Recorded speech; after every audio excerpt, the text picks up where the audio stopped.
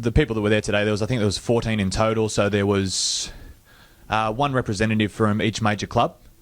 So all the eight clubs in the Tooheys Cup, plus 2 referees. And I think another couple from the Cessnock Juniors came down, and someone from the West Maitland Red Dogs was there. So it was good because we were all from the same background. We all had the same things to bring up with the topics and football-related stuff.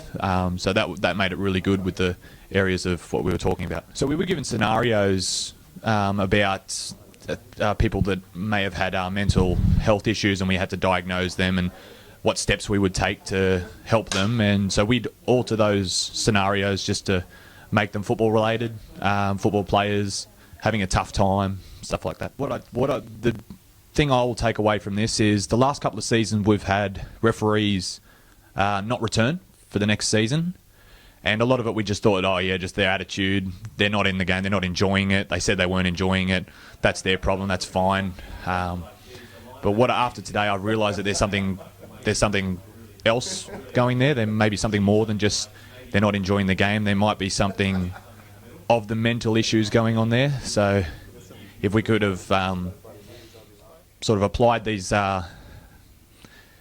scenarios and provided them with the help that they needed, we might have been able to retain some extra referees, especially since some of them were progressing pretty far and getting into grade. A few different methods, I guess, depending on what we think could be the problem. But our role is not really to solve anybody's problems. We're not trained in that manner. To recognise it, approach them, talk to them, try and be that, be that person they can rely on, to get, to talk to about judgment. And then, if we decide that we need to, seek further help, or, we'll liaise with the Newcastle Rugby League and obviously get them the appropriate help to help them get through whatever tough time it is. So, with football, plenty of this goes on. I've experienced myself in my own career with injuries and, disappointment of being in out of first grade, this, that and whatever else. So, like I said, I think it's a really good idea and something that I'm more than happy to help out with. I think what their idea was to help skill up their, referees and volunteers in how to identify signs and symptoms that a young person isn't doing quite so well, and then what to do about that if they pick that up. So where to from here? So they've seen that a young person's struggling, and we spoke about signs and symptoms of depression and anxiety, substance misuse, psychosis, things like that, and then where to from here. So we spoke about pathways that they can go to. And what I've learned today, it gives you an understanding of where some blokes are when they turn up to train and they're not jumping out of their skin. Maybe they do have other issues at home or in their work life that are affecting them in this manner, and it just gives you a better skill to recognise and understand your players, so that you can help them reach their potential, and in turn of that, that's going to be better for the team. So I encourage them to come along, and 2 days out of the year, it's not much to ask, and like I said, if it helps any of their players, well, it's well worth the effort.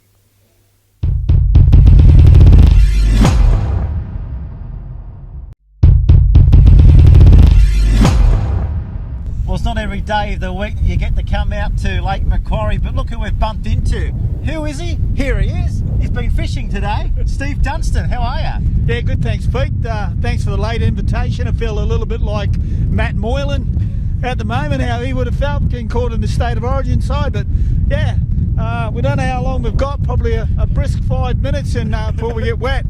Mate, you just spoke about we're not too far away from Seagulls territory, and we've got a few flapping around behind us.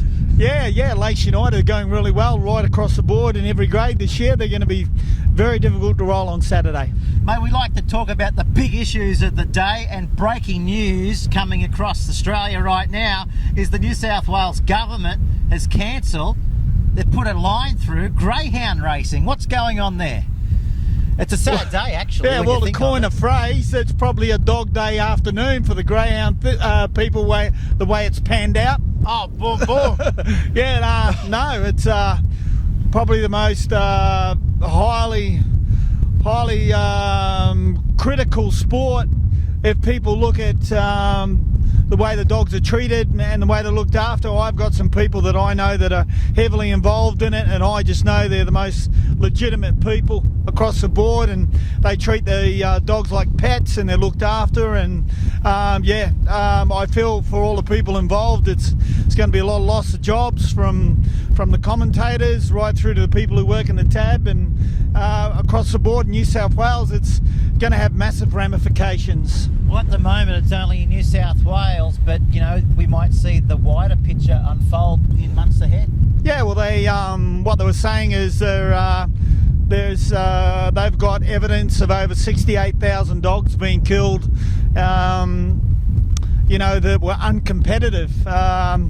I suppose you could probably say what happens to the uncompetitive horses now. Yeah. They used to say they ran around in dogs' guts. It's a coin of phrase, but you could take it to every sport, couldn't you? I mean, what happens to the uncompetitive ones? At the end of the day, it's about competing, and that's why we're involved in footy. And speaking of competing, Cessnock travelling along nicely. Yeah, Dan's got the boys doing well. They're playing for each other, which is always an important cause when you're in a footy side or involved in one. And I thought, to be perfectly honest, we showed some signs of strength last week against Central. I mean, playing a team 2 weeks in a row, very difficult. That's tough, and good on Central for backing up and coming up 2 weeks in a row. But it's the way the comp's set out now, that's made it very difficult for sides. I notice in the next 6 weeks, Wests have 4 home games, and 2 against Cessnock. So, look, legitimately, that's the way the real NRL, or we're not allowed to call them that now, or the Newcastle NRL, if you like, decided to go with it, and it's got some ups and downs, but I suppose everyone gets 16 games of football, and that's the way we've got to look at it. Mate, we were up there last Saturday, last Sunday up at Cessnock, and we were invited down into the sheds after the match, and I was surprised to see you there, but more importantly, your son, dead set lookalike maybe of the big Swede back in the day. I've got to give it to Zeb. He's probably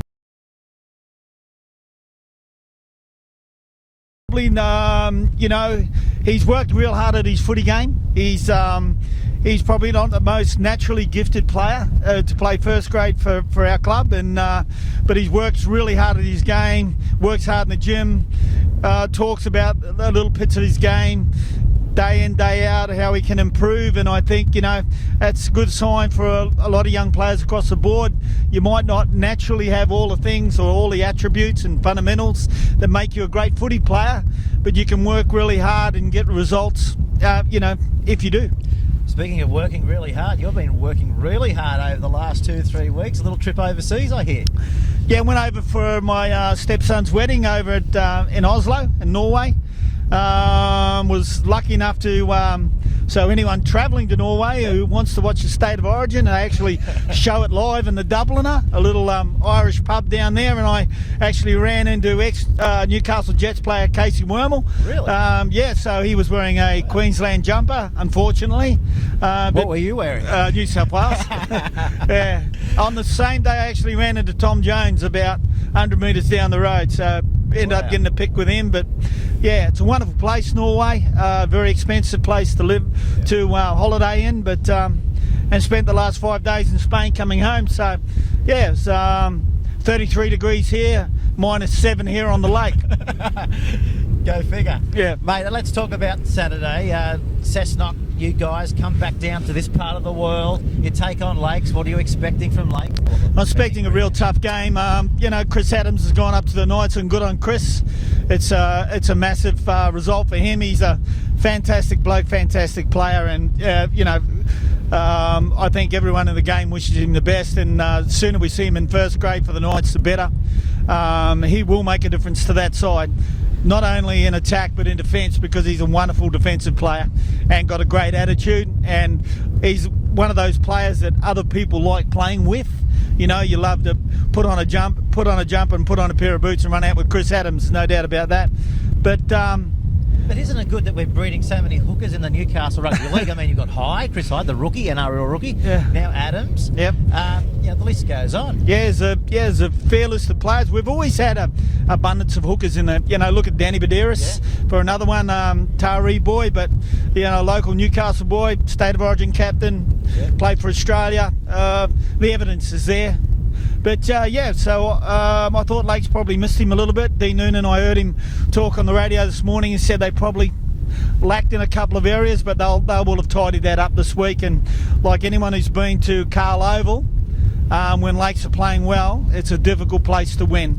Mate, right across that side of the lake, we find Macquarie Scorpions. How good are they going at the moment? They take on Curry on the weekend. Yeah, I think this will be one of the games of the round. I really like what Adam's doing with his team at the moment. I think they're going to be in the final three when it comes down to the end of the season. They're a really, really tough side. Got some very impressive players, and Gallen and they just know how to play footy. I'm probably going to lean a little bit towards Macquarie at home, but Curry have also got a group of blokes who are playing for each other at the moment, so it'll be a tough game. Western Suburbs not going along so great at the moment. They take on the Maitland Pickers. Yeah, Wests have got a few injuries. They've got a fair bit of depth in the club, so you'd be surprised if they couldn't turn their form around very quickly. I mean, Maitland, although they don't have many points on the board, they've been very competitive all year. Yeah. I think you'll agree. Yeah. I think West have, like I said, they've got 4 of their next 6 games at home. And for anyone travelling to Harker Oval at this stage of the year, it's probably like going to your mother-in-law's for a pash. It's not a place you want to be. Just get out of there. Yeah. Mate, the other team that's travelling along nicely is Souths. I rate them very highly. They're taking on Central Newcastle. Yeah, well, the Souths travelling well in 1s and 2s, and I believe Central Newcastle have picked up another Cessnock player during the week. Yeah. So, look, again, this stage of the year, weather could come into it. Just like it is now. Yeah, I think Central are a stone's throw away from a good game, so I think that'll be and Souths, although they look like a really flash side in some pretences, they can show a few signs of weaknesses, so that'll be a very tough game for them. Just tough it out like we're doing here in the rain, you reckon? True. It doesn't look very good. How quickly has this rain come across? Yeah. But it's a big day, as we say. The breaking news today, of course, apart from the Newcastle Rugby League, is that greyhound racing will be axed from 2017 in New South Wales. So yeah, big day here. We'll better get out of the rain, mate. All the best on the lake. It's like the end of the earth coming across there. Something out of a Hobbit movie, maybe. I got an idea. How about we get the fishing rod out and go fishing? Yeah. How about we just get out of the rain? How about we do that? Let's get up and go. Thank you, mate. Let's go, Steve.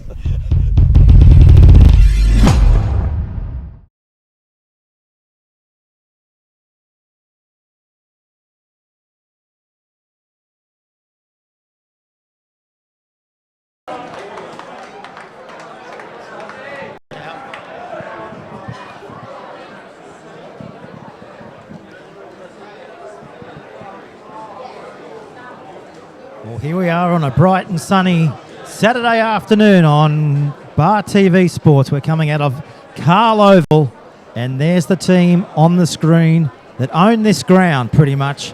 Lakes United Seagulls Rugby League Football Club. We await for the Cessnock Rugby League Football Club. They have absolutely been carved up in the last 30 minutes, Cessnock, with injuries and players not taking to the field. Big news here at Carl Oval. There's no 6 and there's no 7.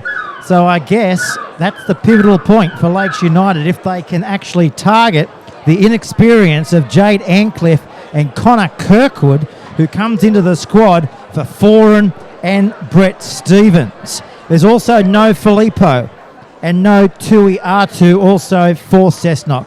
While for Lakes United, well, they're 1 through to 17.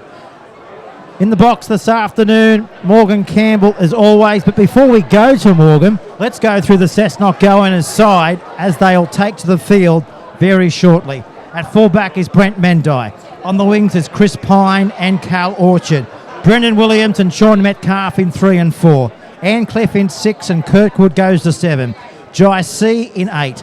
Dimmick in 9. Barber in 10. Dunstan in 11. Atthorpe will go to 12. and Brendan Halad locking the scrum for the go-winners. The interchange bench of Reid Hugo, Brendan Musgrove, Noah Easton, and the New Zealander Dan Metcalf. As the Cessnock go-winners come out on the field, let's welcome Morgan Campbell to the broadcast box. Good afternoon, Mr. Campbell. Good afternoon, Peter. It's good to be here after a week off last week, and this is going to be a fascinating game. I haven't seen much of Cessnock in the last few weeks, but this is a huge challenge for them, as you mentioned, to have a debutant in the, well, not a debutant, he's played once before on the wing, but to have a new 6 and a new 7. They're asking a lot of their players today, and well, it's going to be a real challenge for them. Lakes have been bubbling along. They've been doing very well after a bit of a slow start of the season, but then they hit a speed bump last week up against Curry. You go down there, you're always a chance of something funny happening, and so it proved. Curry getting the chocolates laid in what was apparently a pretty controversial encounter. So it's all on today. Lakes need the points. They need to keep in touch with the top of the table.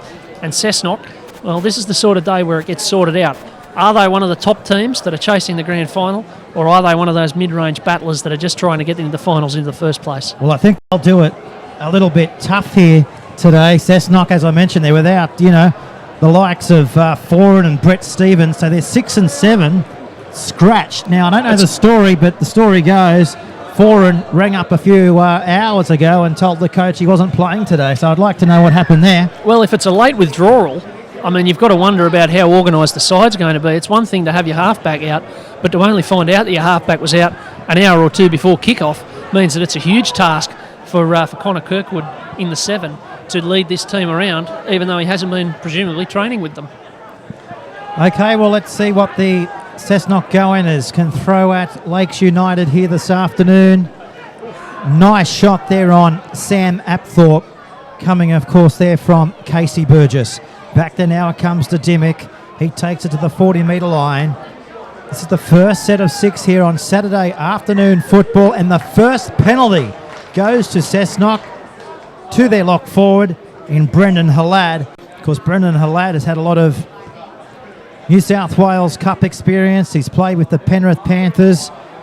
He came back from the UK only a few seasons ago. Good opportunity here for Cessnock, really. I mean, you'd think, as we mentioned, these young halves in the side, that getting some points on the board early would be a really big bit of confidence for them. I think as much as anything, they need to be able to believe that they belong in first grade. And if they can get some early points here and put a bit of pressure on Lakes, that'll really give them a kick along. So this is at Thorpe, right on the 20-metre line. Comes back then out of Kirkwood to Metcalf. He goes out wider. He now finds Pine. He's got support, but takes the tackle there of Murray and also Marcus Marsh. 20 metres away from the Lakes United line. Back through the middle of the park it comes. That's a lad picked up and driven backwards. And the referee's going to put down the scrum here. The first of the match, 20 out from the Lakes goal line. Well, they're a funny team, Cessnock, aren't they? When they started the season, there wasn't a lot of attacking flair. They didn't throw it around much. They just sort of bash it up the middle, and then all of a sudden, put the kick into the in-goal or something like that. But in about a month ago, it all seemed to change. They started throwing it around, and we saw that there. A lot of offloads, a lot of fast ball movement. Be interesting to see if it rattles this Lakes defence. So this is Marcel Ikanofo. Got a new pair of boots throughout the week. He's got a couple of yellow boots, but these ones are his favourites. He got them from Rebel Sport up at Charlestown. Oh, look out, we've got trouble here. I think that's Reid Hugo. We might be able to have a look at the replay, but he's not the best. Look at him right there. Trainers rushing to him. Yeah, he came straight out of that tackle, didn't he? And flat on the ground. I don't know if I think he was unconscious there for a moment. That's a very nasty incident to start this game for Cessnock. So this could be a little bit of a stoppage while they give him some treatment. They'll take every precaution, of course, with him, and I think they're looking for the stretcher. There's also another of the Cessnock players who's looking for some assistance with what looks like a pretty nasty cut on the top of his head. So they're in the wars a bit here early. Of course, we mentioned Cessnock having some players out as we're just looking at this replay. Lakes, they've got their own issues, of course, with Chris Adams being scooped up by the Knights. Oh, yes, he's just come out of that tackle. He must have copped a knock on the way through. With Chris Adams going to the Knights, they've got to reorder their side, and it's a big ask for Jack Kelly now to come in and play dummy half and try and fill that role. So both of these sides, not quite. You can expect that they're not going to be quite fluid today. And congratulations to Adams. Had an outstanding game last week for the New South Wales Cup Knights. They went down to the Bulldogs, but what I've been told throughout the week, he really got them going forward, and hopefully it won't be too long before he joins first grade at the Knights. That's his ambition, and we wish him well with his endeavours. Anyone who's seen him play in this competition over the last few years wouldn't be surprised at all to see him getting a game in first, trying to push towards first grade for the Knights, and I think he absolutely deserves it. I think he was actually pretty unlucky in his last stint with the Knights that Wayne Bennett didn't give him much of a go and brought down Travis Waddell from Brisbane instead. But it looks like Reid Hugo's staying out there, and he's just made a good tackle, and Lakes have turned it over. So coming into this match, the Cessnock Go-Winners have averaged 23 points attack per game and conceded 23 against. As our pitchers take us right into the middle of the cricket pitch here at Carl Oval. So Cessnock have had all the possession so far. This is Pine. We've got a bloke getting surgery down here on the touchline. There's a fellow for Cessnock, and I don't know if our wide shot's going to pick it up. There is a fellow for Cessnock, and I think it might be Josh Dimmick, who is there. He is there. Now, at the bottom of our screen, viewers, he's in the field of play, getting his head bandaged up. Is he the walking mummy? Yeah, but surely, I mean, what if they'd have gone wide? I know. Incredible stuff unfolding here as Cessnock take it forward. This is Apthorpe. He runs straight into Jake Kelly. They're 22 metres away. Backer comes out on Mendyke. He finds Metcalf. He got the pass out the back to Metcalf. That's Sean Metcalf. Got it from Dan, the New Zealand brothers, and they're brought down. Last tackle here. Cessnock on a roll. They'll kick. They'll chase. Going back there is Kennedy, and he's got to kick it dead, does he? Did he kick it dead? I don't know. I think the Cessnock Go-Winners haven't. Well, this could be a try. I'd love to see on the replay what happened there, but the Seagull should have kicked it dead. He didn't. He had a brain explosion.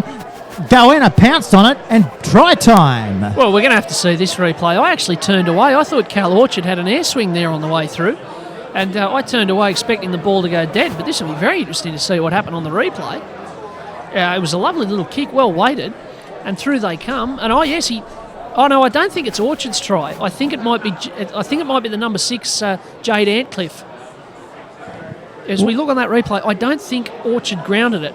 We have a look here. It's Mendyke who just dribbles it in, and you see here Orchard's in the 5. He comes through and doesn't get a touch, and then Jade Antcliffe in the 6 today got there just in the nick of time and got the ball down. Incredible. Oh, that's the best sort of try that you'll probably see in the Newcastle Rugby League, which shouldn't have happened. It should have been taken dead by the Seagulls, but you create your own luck. And Cessnock, well, after 6 minutes of play here, I hope on fire. I hope our cameraman can pick up what's happening down here. There's another one. No, I think it's the same one. I think it's Josh Dimmick again. Now, when we saw, here we go, let's have a look. There he is. He's got the tape around his head from the top down to his chin. Now he's got it around the top as well. Dear, oh dear.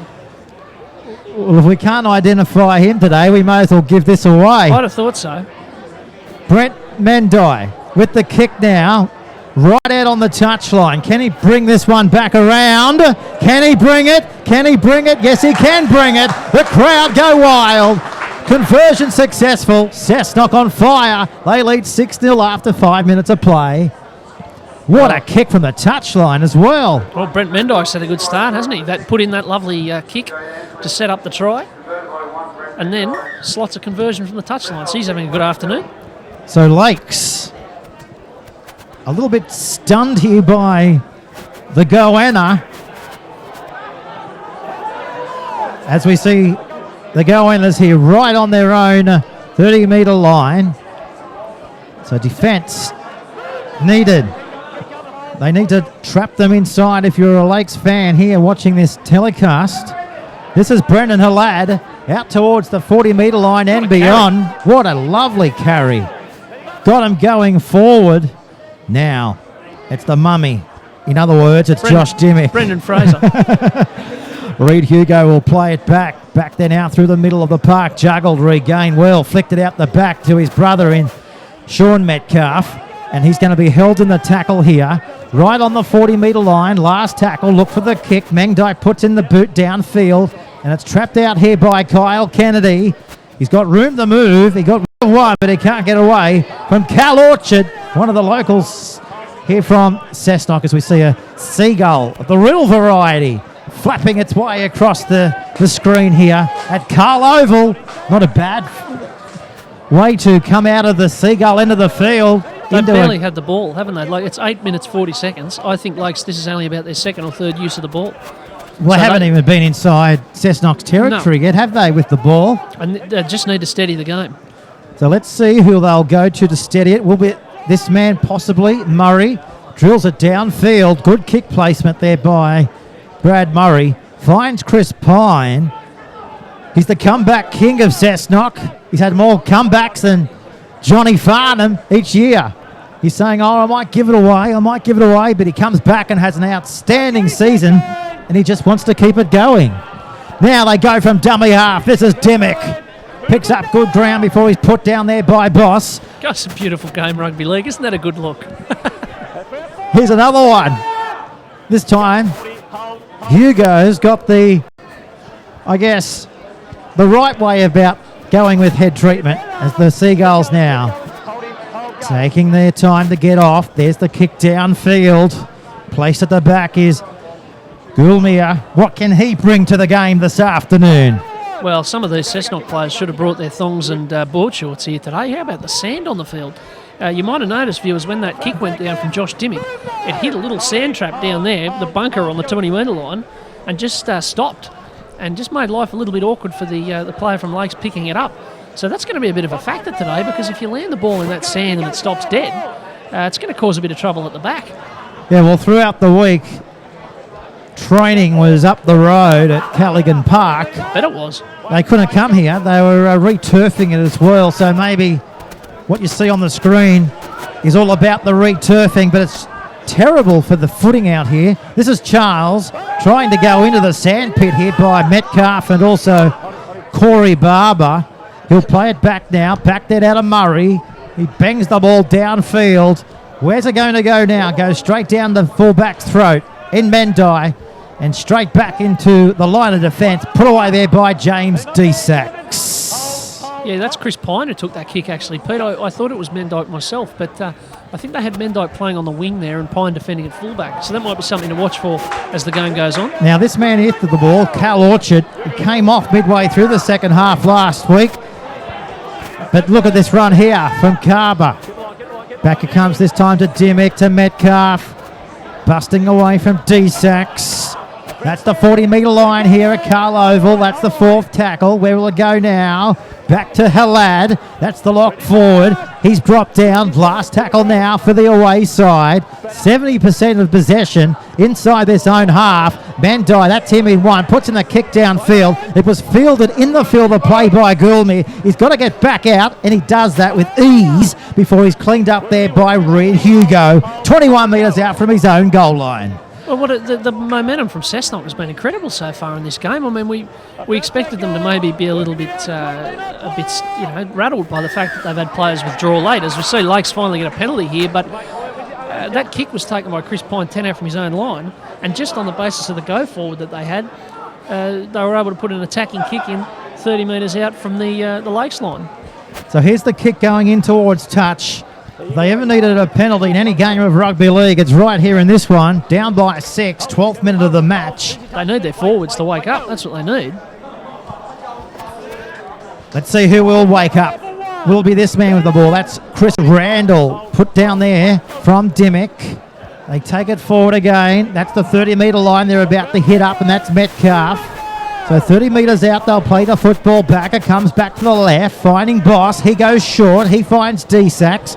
Always looking to offload the ball, but not on that occasion. Put down there by Metcalf. Back it down to Murray. He now finds Gulmia. Great ball. Josh Charles. He'll score. First try. First time inside Goanna's territory. They're on the scoreboard. 6-4 in the 13th minute of the match. Great footy and bravery from Jamie Gulmia, who is now in a bit of trouble back on the 10-metre line because he got absolutely flattened after he passed that ball, and he knew it. But he waited as long as he possibly could to throw the pass, waited until the defender was committed, He's been winded and probably got a couple of broken ribs for his trouble, but that timing of the pass was able to set up the tries. We see here, whack, look at that. He got belted, and then Josh Charles was just quick enough and had enough strength from close to the line to get over. That's the quality of Lakes, isn't it? They've had none of this game. They've been getting battered up the middle, but they get one chance and they score. And Josh Charles, he knows his way to the try line. They were never, ever going to stop the big fella. The centre three-quarter from that close to going over. And now Murray from right out on the western touchline. He's got the sun behind him. He's on his right side. Can he bring this one back?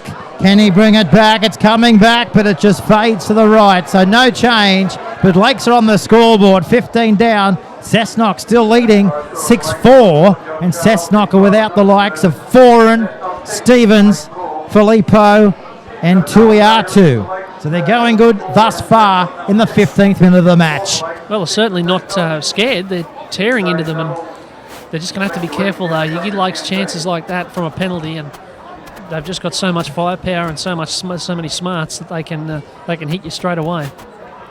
So the Seagulls come flying back into the attack, and getting off him there was Corby Barber on Casey Burgess. Just chancing their ability through the middle here. Going through the middle before they come out wide. This is James Desax. So 15th minute. We're going to head inside. Back then out of Sullivan. Good kick downfield. Pine got to go away and field it in the field of play. Just. And he takes a shot there of Marcus Marsh along there with Randall. So Cessnock here on their second tackle. Back out to the 12-metre line. They're not going far. But credit to Lakes trying to bang them well down inside their own red zone here. One of them there from the Seagulls was Sean Boss. Comes back to Dimmick. He takes on the line and takes it straight into Burgess before Brad Murray says, come back here, and assisted there by Ikanofo in the tackle. But with the referee here is going to give a penalty here, lifting in the tackle. So Cessnock here will find touch here, Morgan, and go on the attack up around halfway. Well, I think I've noticed Connor Kirkwood actually hasn't started this game. He was named in the 7, presumably to play halfback, but he's on the bench. He started the game on the bench, and I think that's why we've seen Josh Dimmick and Brent Mendyke doing all the kicking. Even Jade Antcliffe hasn't put a kick in so far as I can tell. So it's really been left up to Mendyke, who's up in the line playing first receiver at the moment, to play that halfback role. Thoughts there from Morgan Campbell. That's Josh Dimmick, who awaits in a dummy half. Fires away to Mendy. Takes the line on. That's the Seagulls' 40-metre line. So back then out to Metcalf. He goes short. He finds Barber. Wrapped up there, of course, by Marcus Marsh. That's Dimmick. Sending it wider. Halad finds Apthorpe.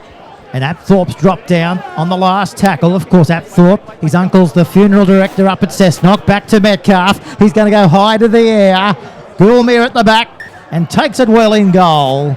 Not much pressure on in there. Back out to the 20-metre line. Yeah, I think Metcalf acknowledged that was a bit of an ordinary one. I don't think he'll be getting the kicking duties full time. But again, they made good ground with the ball there, Cessnock. They're in this contest. It's a tight first half. That's Marcel Ikanofo. What a year it's been for Marcel. Country championship honours. Brought back the championship with the Newcastle Rebels. That's Kelly. Goes himself. That's the halfway line. They're about to roll over. And Halad getting off Desax. That's short. Referee said play on. Forward no. pass. He got a late call. Of course, our ref this afternoon is Graham Stair, assisted by Jake White and Louis Matheson. So the touchies did well there. I think he got a call. I think Stair for a moment there, Morgan, was happy to roll it forward. Yeah, I think he did get a call from the linesman. It was pretty clearly forward. I mean, it was close, but it was forward. And those are the sort of mistakes. I mean, they're pretty bad ones, really. I mean, it's fairly juvenile, giving it out a dummy half forward. You're just asking for Cessnock to come and hit you. Now, here's something interesting. Have you ever seen a bigger man feed a scrum? I've never seen a halfback turned centre feet a scrum like that. No, I haven't. That was beautiful. It was like when Tony Williams used to play there for the Bulldogs. I don't know if Sean Metcalf is supposed to be playing halfback today, but it's a fascinating idea. He'd be the biggest one I've seen. Might be a case of expect the unexpected here today for Cessnock. Maybe he is. He's in the middle at the moment. He's not out in the centres. Van Dyke, good ball. Hugo upended. And Jade Antcliffe's playing in the centres, so maybe Metcalf is in the halves today. That's Apthorpe. Wrapped up there by Sean Boss. Last tackle now for the Goannas. Dimmick kicking. Ball this time sets up for a Seagull, but can the Seagull get back? You bet they can. Into the field of play by half a metre. Yeah, he's been good this year, Jamie Goulmere. Of course, they had Jack Mackin last year. He was very good, but with Goulmere coming in, they haven't lost a thing. He's been very good in attack. He's been evasive and sharp and safe at the back. So, very good addition to their side this year. So, Lakes holding second spot on the competition ladder, heading into round 11 of the Newcastle Tooheys Cup. Macquarie leading the competition, with Souths and Cessnock sitting in third or fourth spot. I should mention, Peter, whilst we're here, Cessnock Club lost two very good men through the week and two people who'd been involved a lot of the way as Pine picks that ball up off the posts. The first of them was Fred Brown, who was the captain coach of Maitland in the 1950s when they won their three premierships, and was a coach and a selector with the Cessnock Club. And also Ray Nickerson, who was the president of the Leagues Club for many years and was, I don't think there's too many people know more about rugby league than old Ray. Both of those gents passed away through the week, and very significant losses for Cessnock and particularly for Cessnock Rugby League. So my and everyone here at Bar TV sends their respects to the families. Indeed. This is Carl Orchard. Dimmick, Metcalf, great hands. So they're trying to cut them up through the middle. That's at Thorpe. Back to Dimmick. Look for the kick. Kennedy. He's got options here, Kennedy, but he goes himself and runs straight into the sandpit here, just short of his 40-metre line. Barber was in there. What a shot! Metcalf along with Dimmick. Welcome to Carl Oval. The crowd appreciate that. Bit of sting in the contest. Bit of sting out there. Now we've got a stoppage. I think we've got another blood bin. Well, that's Josh Charles but with the ball. If they keep hitting like this, there'll be a hell of a lot more blood bin, I can tell you. They're belting the tripe out of each other, and it's I've got to say, it's good to see. Both coaches will be happy with the intensity. Yeah, it's up there. Of course, both of these sides in the top 5 of the competition. You'd expect that. We're on the roll home, heading into finals football. Of course, finals football will be live and exclusive in 2016 on the home of Newcastle Rugby League, Bar TV Sports. That's Murray. He says, let's play it up the other end. Let's go high and test the winger. Orchard plucks it out of the air and runs straight into Marcus Marsh, 20 out from his own goal line. Hasn't he made the step into first grade well, Carl Orchard? He's been tremendous. He came into the Cessnock side last year and played pretty much every position in the side at different times, ended up on the wing. And you see there, that was a really difficult catch. He had 3 coming after him and just took it very comfortably and then was able to look to attack and head up the other end of the field. He's a tremendous player. So Josh Dimmick, of course, came across from Macquarie a couple of years ago. They go in a hooker. So he knows what the Macquarie side's all about. There's the kick going in towards the end goal area again, and their fullback, their crafty little bloke at the back in Goulmere, runs straight into Reid Hugo. Of course, Reid Hugo, local. Understand that Barney gave him his chance a few years ago and hasn't disappointed since that opportunity. As the Seagulls here trying desperately to come outside their own 30-metre line here out of the southern end of the field. Back to Marcel. He's been quiet. Well, Don't Peter, give him an inch. Well, Peter, I'm just looking at the lineup and the way they're setting up here, Cessnock. our thoughts have been confirmed. Sean Metcalf is playing in the halves today, and Jade Antcliffe is playing in the centres, despite Antcliffe wearing 6 and Metcalf wearing 4. So all I can say is it's a beautiful day for rugby league. When blokes that size can play in the halves, I think it's great. Well, that's why we love the rugby league. Well, yeah, but it's going to be interesting, isn't it? I mean, Metcalf's not just playing a running sort of half role. He's putting kicks in and doing all of that. Can I borrow a word that you have used on multiple times this year? Try me. You've used, that is absolutely ridiculous, but in the good way. Do you think that's absolutely ridiculous, a big bloke like that playing halfback in the good way? As our Prime Minister would say, I think it's innovative and agile, Peter. Well, we love innovation on Bar TV Sports. There's never been a better time to be a big bloke playing in the halves. And now, look at this bloke. Here he is again playing hooker. What can't he do, Metcalf? Yeah, he's doing it all. This is Noah Easton with the ball at the moment on the field and just come on. And he's a big unit and he hits hard. And Cessnock, it's going to be good for them if they can continue to keep this roll on after their starting front rows have gone off the field. So Easton can be a big part of that. I'm impressed by this man today in 12. Sam Atthorpe, Knights Junior, determined to play well. That's Metcalf. Well, he writes his own book, that's for sure. There he is, right of screwing, trying to get the ball on that occasion, but it goes the other way this time, and Mendai says, let's go high to the air. Where's Marcel? Marcel's out there, but he didn't even have to go anywhere near it because Guest, the winger there, incredible leap. Speaking of Ikanofo, that's him now on the 20-metre line in his fluoro yellow boots. Atthorpe again in defence. And also dropping off was Hugo and Dimmick. The lock forward this time says, give it to me. I'll make valuable metres. That's James D. Sachs. Back to Murray. Inside the 40. But it goes straight down to Chris Pine. He's got meterage in front of him. Chris Pine. That's the 40-metre line taken down there from the kicker in Bradley Murray. Speaking of Bradley Murray, we'll hear from him at half-time. He takes us behind the scenes here at the Seagulls. Great run here by Barber. Got him going forward, hasn't he, Morgan? He has. He's had a great game so far. He's been bashing into them. Just to complete the puzzle, at 19 is Braden Musgrove. He's playing on the other wing, so Musgrove on the wing, Pine at fullback, Mendyke at halfback, Metcalf at 5'8", and Antcliffe in the centres. There you go. What a shot again! 21 metres away. Mendyke kicking it downfield. Well, you'd hate to see that in any game, but you're feeling for Guest there.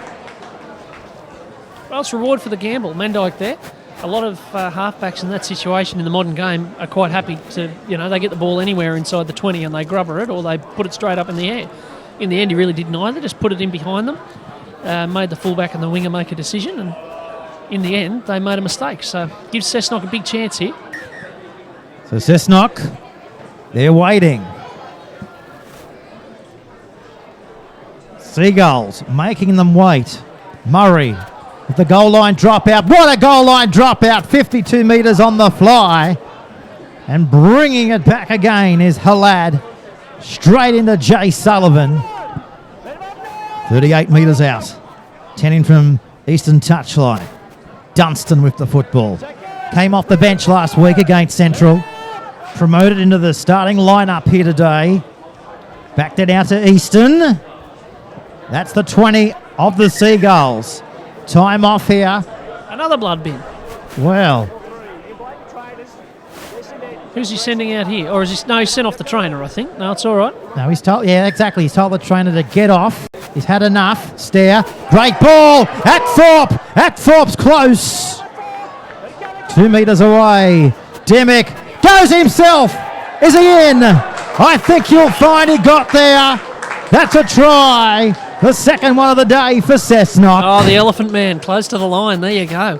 Josh Dimmick, we've seen him do it a lot of times this year. No matter how many times he throws that dummy and goes over, they keep falling for it. And I think it might be a message out there for coaches in this competition. When they're close to the line, watch the 9 for Cessnock because he's become very, very good at it. And it's a simple try, but it's a biggie. 10-4, kick to come. They could be 8 points in front. Cessnock, not only well and truly in this game, but really dominating it so far. They've had the most of it. The credit there to Hayes, who pulled him down, but here he goes again. Caused havoc from this part of the field last week against Central. Didn't he score a hat-trick last week? Yeah. Patrick last week, and he's picked up his 4-pointer for today. But the man you mentioned earlier, that you said you're impressed with, Sam Apthorpe, that was all on the back of that big run. He bashed through them, punched a hole in the defence, and on the back of that momentum, Dimmick was able to go over. So every bit of the team is working fairly well at the moment. It's a bit of a spare parts outfit, but going like a well-oiled machine. So Brent Mendy came to this club in the under-6s and progressed right through to first grade. Now he has the kicking opportunity and he converts. So Cessnock in control, one might say, leading into half-time with 10 minutes left on the Benedict Recycling scoreboard. Cessnock in control. So back to the halfway line. So Saturday afternoon football right here on Bar TV Sports. Well, you'd imagine the ratings will be up to date, Pete, with no National Rugby League, eh? People will be tuning in. There'll be people on their lounges all around the country tuning into Bar TV today without any NRL. I'd love to know. Where else would you want to be? Belmont, beautiful. Or possibly watching it in the heat and the warmth of your home, but also get involved wherever you are across the world. Hit us up on Twitter at Bar TV Sports and join in the connectivity of Absolutely. social media. If you're sitting in Morocco or something watching this game, let us know. Yeah, we'd love to know exactly what you're doing in Morocco. Just like this man's juggling it here in Belmont, Australia, Sean Metcalf. Well, it's a bad one. It happens to the best of us. Happens to the worst of us. Well, especially bad. We tend to go in the break. It's the momentum, isn't it? I mean, they're right on that halfway line. They're pushing again into Lakes territory. They had the momentum in the forwards, but they've given them another chance. They've only done that once today. They've given them one chance, and they come up with one try. So the defence is very important here. So they work the Ikanofo end of the ground. That's Sullivan. Runs straight into the winger in Chris Pine. Who wants it now? This is Burgess. Jycee couldn't take him into the ground there. Luckily Dimmick was there. Where's Murray? He got it. Back to Gulmere. That's Josh Charles. Dangerous. Always an attacking weapon. Demonstrated brilliantly here. 2 metres away. The Seagulls flapping their way towards 4 points here. Murray, great ball. Can they get there? Chance.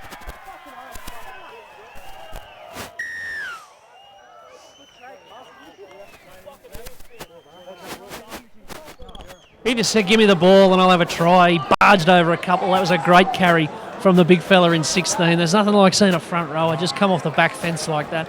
He barreled off a couple of tackles and got it down. A brave attempt, one-on-one. I think it was Brent Mendy who got him up high and tried to drag him down, but he was always second favourite just on the basis of size. And isn't this a great place to watch footy? The racket that gets made here when Lakes go over for a try in a close game is as good as anywhere else in the competition. Great atmosphere. And I've been harping on about atmosphere for nearly 20 years. And I've got to say, it doesn't come much better than this when the Seagulls score a try like this one to Chance Burgess. It was Chris Pine up high, my apologies. But he deserves credit for the effort, but Burgess just a bit too strong. Well, the kick is an absolute beauty. He doesn't miss him from right in front of the post, Murray. So we've got a ball game. Don't go anywhere.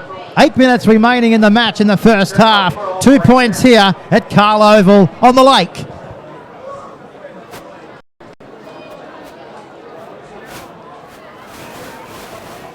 So last 3 games for Lakes United, they went down to Curry at the Graveyard. Last weekend by 4 points. But they smashed their way home for victory against Souths and Maitland comprehensively in the weeks leading up to that fixture against Curry last week in Curry. While Cessnock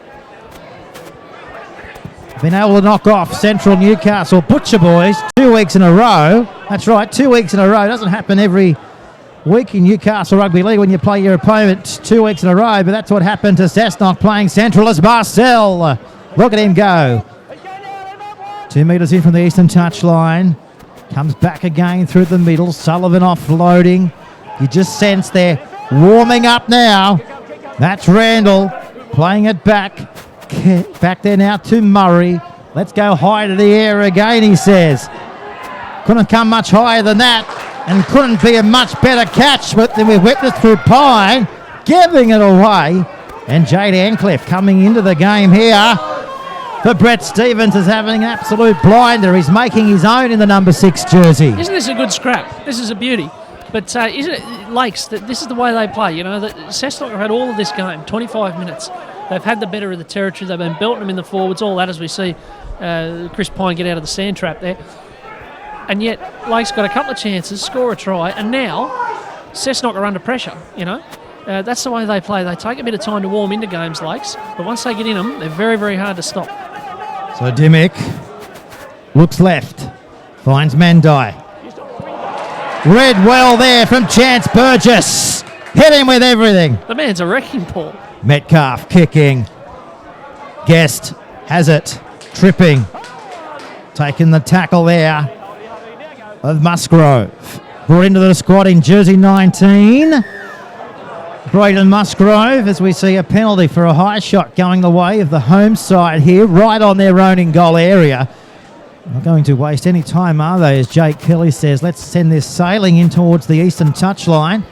Not a bad kick there from the Seagulls. They've been able to make 20 metres after that. Now they're out to the 40-metre line here. So Saturday afternoon football. It's a bell ringer. That's Marcel. He's away. Marcel comes down to Mandai. In fact, it was Brett Pine in the end. Great tackle one-on-one, Chris Pine. Back to the left-hand side. Back away now to Murray. Cuts out one. Finds Charles.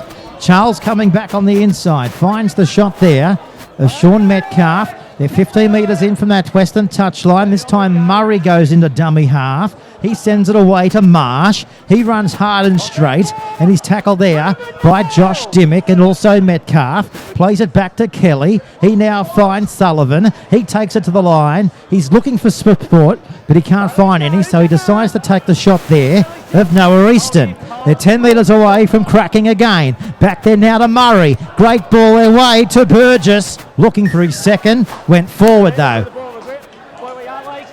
Last tackle too. Yeah, end of the count there. Chance Burgess. He couldn't quite get the wind up that he got a few minutes ago. But that was good defence by Cessnock. They dug in.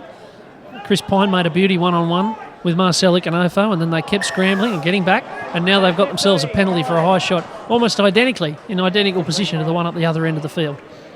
But this is a really good contest. There's about 5 minutes to go until half-time, and, Cessnock are competing. They've had enough excuses today to not really have much of a go. They've had the excuses if they'd have been trounced with all the disruption to their side, but they're having a go.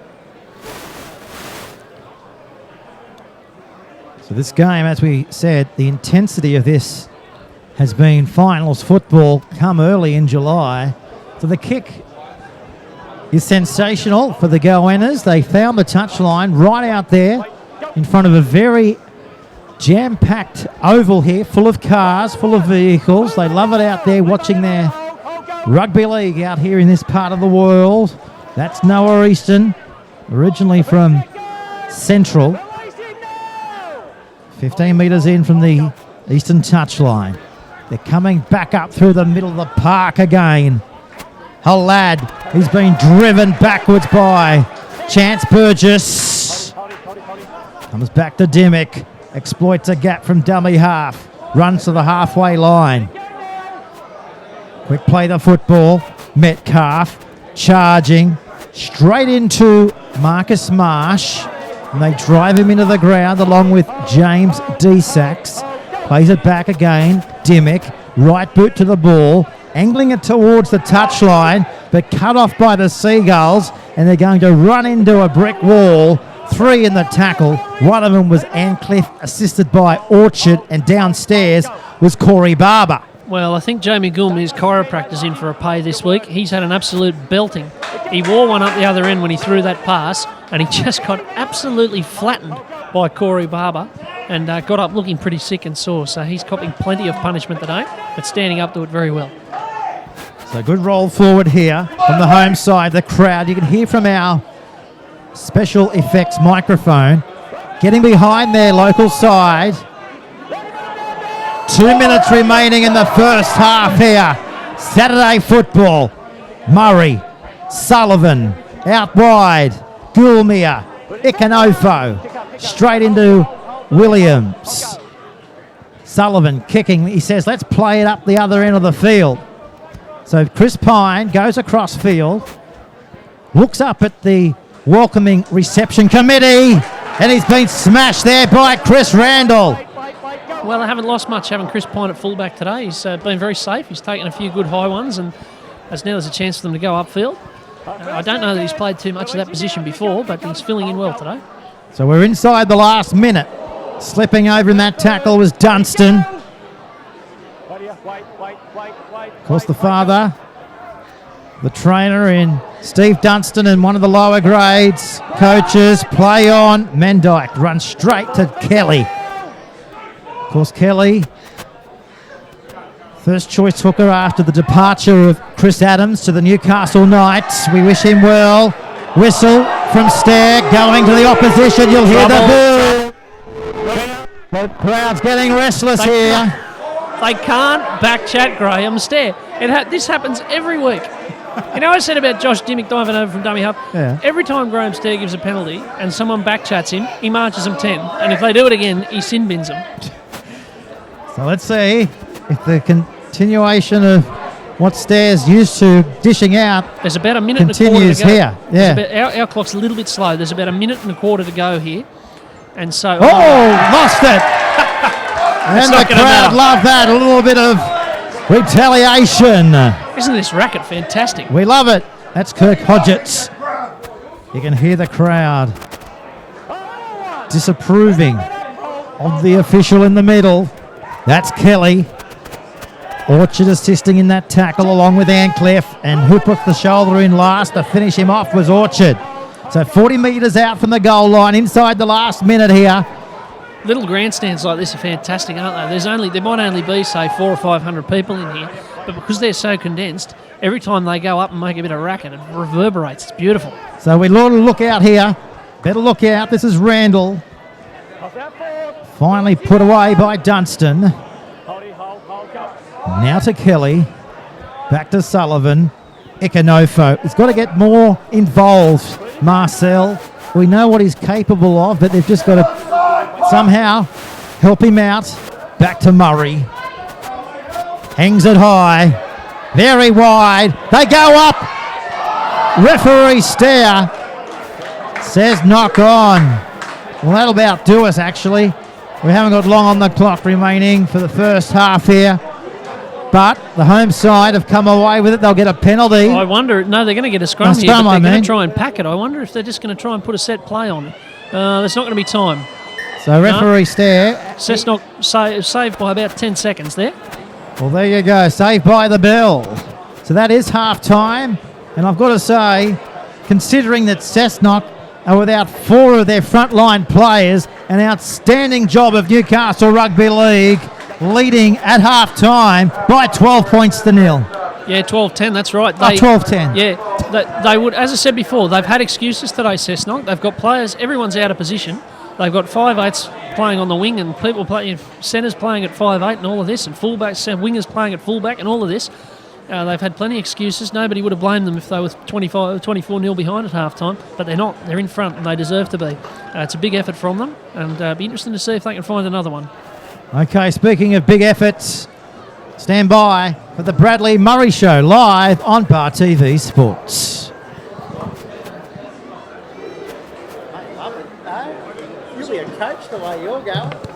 Awesome, eh? Barney Miller, move over. Yeah, awesome, mate.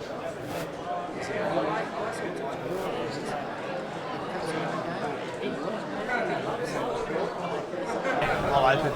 Maybe opening. Yeah, just here at Lakes training before our big clash with Cessnock this weekend. See if a couple of boys will talk to me this week. Here with a Bar TV favourite, Marcel Ikanofo. Marcel, take the microphone, brother. Mate, let's have a chat about these new boots, eh? Huh? Yeah, no. Been wanting to wear these last week as well, but filling them in tonight, so should be good. Tell the viewers where you got them from. It's from Rebel Sports. Rebel Sports? Yeah. Were they a birthday present? Yeah, pretty much. So Very good. stand out, so Yeah. should be good. What are your predictions for the weekend, mate? Well, with the weather, it's pretty hard to tell, so hopefully we just hold on to the footy and get the job done. All right, mate. Good luck for the weekend. Yeah, thanks. Go and find some more players. No worries, mate. Thanks, mate. We'll have a chat to Chris Adams. Chris, can we just have a chat, mate? Yeah, mate. Chris, obviously into the Knights, mate. How's that going for you? Yeah, pretty good. I should have been there for years, actually. I was a bit ripped off down there. One of the best hookers this town's ever seen. Yeah, obviously you got cut from the NRL rookie. Yep. But now you're in the NRL. Tell us a little bit about that. Oh, just doing my thing. Whacking pricks, you know how it is. A couple of the South boys know about that. So, you know. What are your thoughts on your brother, Callan? Callan? Yeah. Oh, he's one of the hardest pricks I've ever met. Yeah. He's an absolute dickhead. Anyway, No, thanks, no, Chris. mate, you don't Good know luck him. into the Knights, mate. Talk to back row and local club hero Dylan Hart and Dill. Hey, Brad. How's your hands, mate? Yeah, they're coming along all right, mate. Yeah. They'll be right. Yeah, might miss this weekend, but we'll see how we go. Oh, really? Yeah. What's on for the weekend if you don't play? I'll probably just get down and watch you boys play, mate. Keep it quiet, you know. Get on the Terps. Dry July. Oh, Dry July. Yeah, mate. Are you raising money for that? Yeah, of Are ya? course. Yep, definitely. What Facebook page can we get on to raise some cash I've for got to you? set one up, mate. You'll be donating though, will you? Yeah, of course, Yeah, I'll no donate, worries, mate. It's a good I'm all cause. about Dry July. It's obviously raising awareness for cancer. It is. Brain cancer, is it? I'm not sure. Well, any sort of cancer, so that's good. Yeah, see if We'll you can come find over here, we find the biggest man bun in Newcastle. Marcus. We've got a Kiwi international in our presence and a quality man bun. Marcus, welcome to first grade, mate. How are you enjoying it? Yeah, loving it with the boys. Bit of different level happening around here. You're really enjoying it at the moment. Tell the Bar TV viewers where you come from, eh? I'm coming from New Zealand, small town called Powaringa, but from Auckland, the big city. Beautiful. And how did you enjoy your time at Aberdeen? Oh, yeah, small town, bro. Yeah. Yeah, it's pretty secluded, but I really enjoyed it. Yeah, Lovely good. people there. Good luck for the weekend, brother. It's good Cheers, to have mate. you. Ciao, bro. Couple more. Here with Master Coach Wayne Bennett. Wayne, quick question, quick Q&A. Seriously. Wayne, good to see you back in Newcastle, mate. What are you bringing to the Seagulls? You're an idiot. Huh? You're a dead set idiot. Obviously coming can I off a do loss for you? last weekend, mate. Where do you see the boys improving this weekend?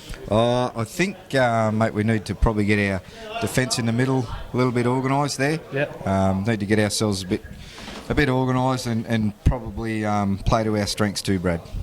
Beautiful, mate. We just spoke to Chris Adams before over there, and he obviously told us a little bit about you playing a hand in getting him to the Knights. What percentage have you taken from that contract? Yeah, it's been discussed, Yeah. and I'm not very happy with the outcome, to be honest. Okay. So, if you know a good player manager or someone who can fill that role, possibly yourself, I'd be happy for you I to know a take that couple of on. good player managers actually, but I won't name them on Bar TV. Can I go now? Yeah, mate. Good Thank luck for you. the weekend, mate. We actually have Santa Claus over here too. Robbo, an absolute living legend of the club. Robbo, enjoying yourself this year, mate? Mate, always at the Lakes. Everybody does. Yeah. Tell us a bit about your role, mate. Oh, mate, I'm a gear steward. Yeah, the gear steward, fundraiser. Love just running around the boys. They're all a bunch of real good kids. It's good to have you, Robbo. We appreciate everything you do for us, mate. Mate, much appreciated. So, Thank you. here with the crankiest strapper alive, Wal. Well, have you got anything to say? Yes, mate. Do I have to do anything for you tonight? Because that's absolutely nothing, mate. I'm fucking 100% fit. That is a blessing. Well, that's a change. That's a change. All right, we'll talk to our crafty 5'8" before he goes onto the field. Jay. Bradley. Jay Sullivan, premiership winning 5'8", 21 years old. Can pull a Hello, good mate. looking Sheila. Mate, how are the knees going? First and foremost. Yeah, the knees are holding up all right, mate. Yeah. Knees Mate, are holding obviously your dad was a club legend. Do you see yourself replicating what he done? I'd like to, yeah. Yeah? Yeah, he goes good, Dad, yeah. Yeah, good. Yeah, mate. Yeah, how you enjoying the year, mate? It's going good. Everyone's all grades. Everyone's Yeah. happy. Yeah. So What's on for the weekend? well, Cessnock, so Diava, and then I don't know, I'd say we'll have a couple of frothies, mate, for sure. Who are you backing in the UFC? Well, not Jim Jones anymore. He was hanging out with him last weekend, apparently. That was you, wasn't it? Oh, shit. Let's say that on camera. It wasn't me. Maybe the weekend before. Anyway, good luck for the weekend, mate. Hope you Thanks, play brother. well. Hopefully you get the 2 points. See you outside me. Thanks, mate. Thank you. Any more? Couple of Lakes legends out here. Anyone want to have a chat or want to sing the song? The boys want to sing the... Darcy, come over here. Sing the song for us, Darcy. Oh, put me on the spot here, Brad. All right, we'll just ask a few questions. Yeah, right, mate. That sounds better. Darcy, how's the season going, mate? Yeah, pretty good. It's a bit topsy-turvy. We've had to make an attitude adjustment, but yeah. I can see that. We got the Forest goal. Yeah, we got the job done against Curry last good. week, and yeah, we're red hot and fine, ready to go. So are Forex sponsoring the boys, or? Nah, I think that's a Queensland thing, mate. All right. Yeah. They should, shouldn't they? Do you want to give them a plug and see if we can get them to sponsor us? Yeah, I reckon so. All right, give them a plug. We drink plenty of this beer, mate, and it helps us off on and off the field, so sponsor us. Thank you. Thanks, Thanks, Darcy. Brad. How's that? That'll do. Any more? Actually, new halfback, Lee Abel. Lee. Hey, Bradley. Captain coach of third grade, Lee. Put on the 7 on the weekend. How'd you feel, mate? Oh, it felt pretty good, Brad. Yeah. Actually getting a win. We hadn't had a win for a while, so especially every time I usually throw them on, we usually get beat, so it was good for me to get a win. Can you tell us about the run-in you had with that winger with the white headgear? I don't think it was me. It was some bloke sitting on the sideline, give him the old, mate, I don't play at 12 o'clock, I play at 3. And I think his name was Brad. What was that? I don't know who it was. But What yeah. a dickhead. No, well done, mate. It's good to see you out there, and good luck for this weekend. Thanks, mate.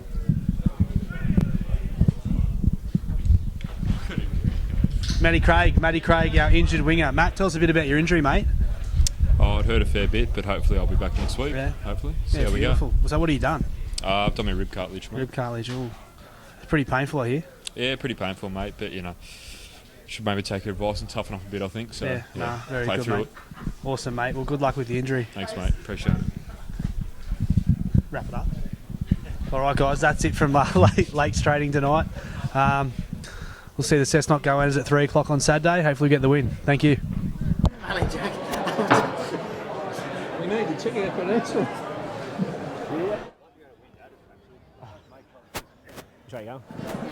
We're back here for the second half, ladies and gentlemen.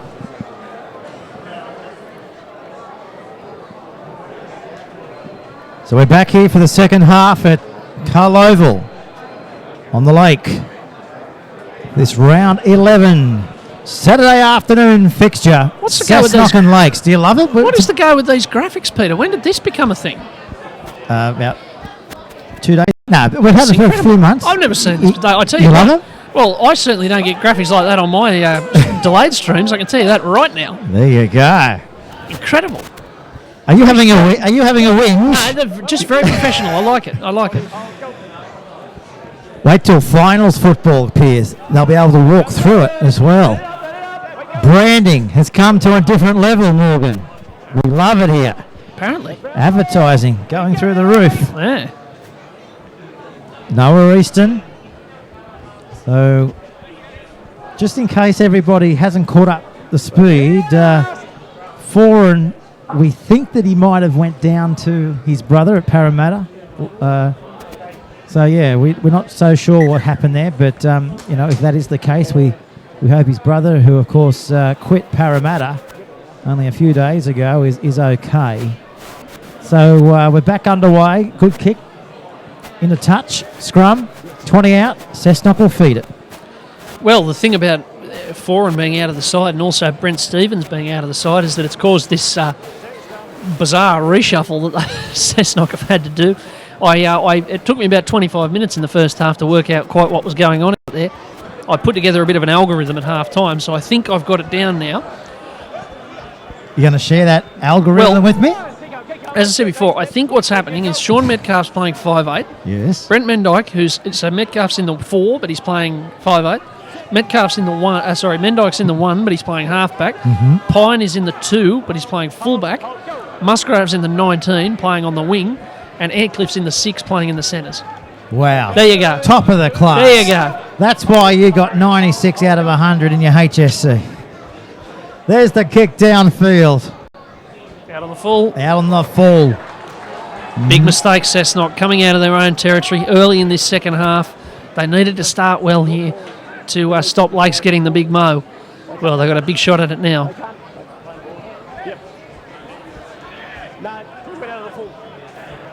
We'll go around the grounds. The Scorps at half-time are leading 12-10 as well. Geez, that's closer than I would have thought. Maitland must be really having a go there. Yeah.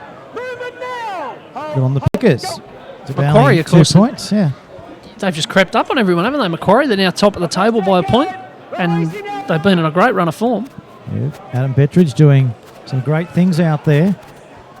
This is Sullivan back there now to Marcel. We need to see more of Marcel. And just get that feeling we're about to see him explode. Back there now to Murray. That's Marsh. Wrapped up there by the Gladiator in Sean Metcalf.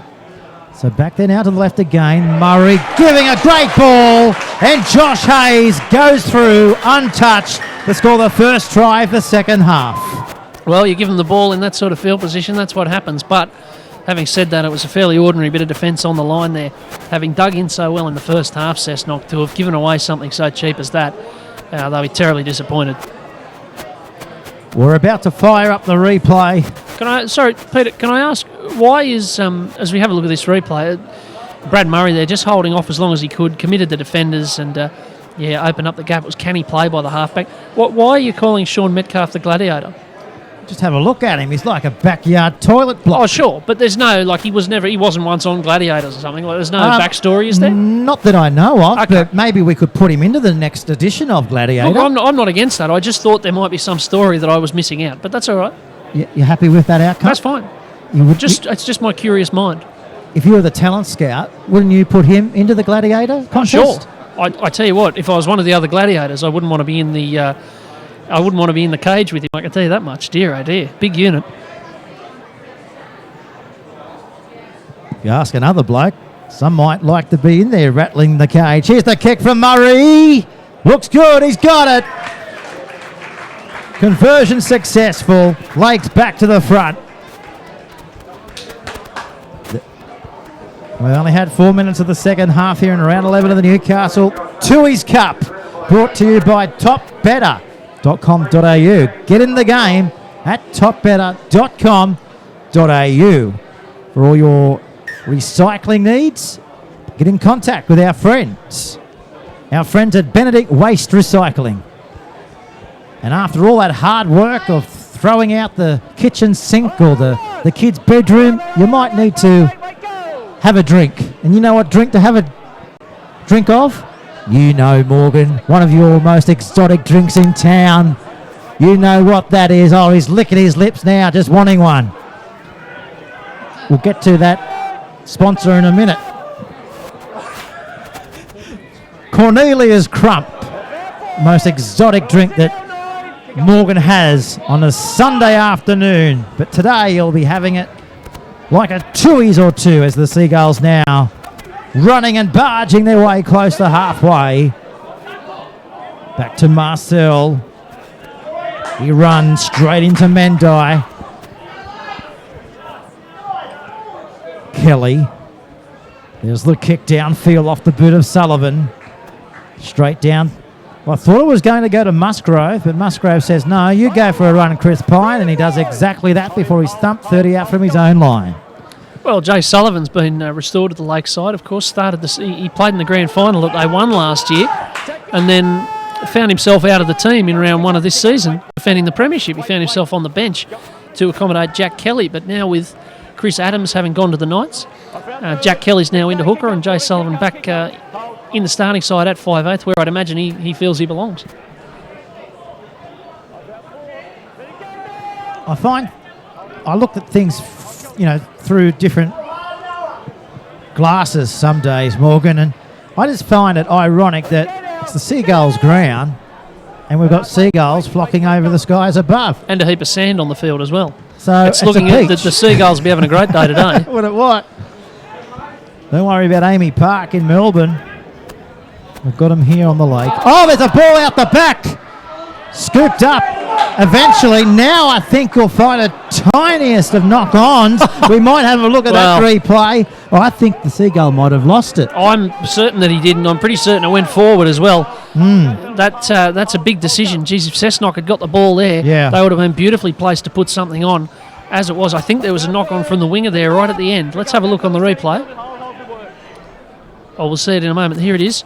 There. Oh, it definitely came out there, yeah. Unlucky. Very unlucky, Cessnock. They all went up for it. The crowd, the away support went up for it. Cal Guest got away with one there. Great work by our producer, Ryan. Great work now by that man, Bradley Murray. Hope you enjoyed his halftime show on Bar TV Sports. So the Cessnock go-winners here. Nice part of the field to attack. And Chris Pine does exactly that. I don't know if the Lakes coach would be too happy with that chase. I don't know if we got it on the wide angle, but there were about 5 of them that came rushing up as Orchard goes bustling through. Cessnock with a roll on here. Pine got the ball and he was able to run around the first 4 defenders and find a bit of fresh air. They weren't up in a line, so they might be down a bit of energy here, Lakes. Cessnock. Drew Metcalf says, give it to me, and all my weapon is my legs. But his legs are cut down and chopped down there from Hodgetts. Back there now to Dimmick. Murray's in trouble. That's Murray on the ground. Play on. Barber.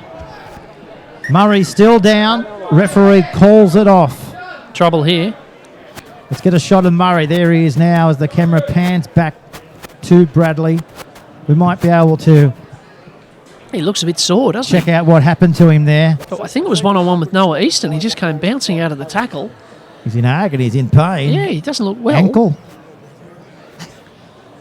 Looks like he's... That's where the attention seems to be. Let's have a look here. He goes in for the tackle, and maybe it just crumpled under him a little bit when he went in. He went in very low, and maybe his ankle just felt the force of that run from Noah Easton. So a nervous time here for Lakes fans. Yeah, see his leg just ends up underneath his body there as he goes to ground.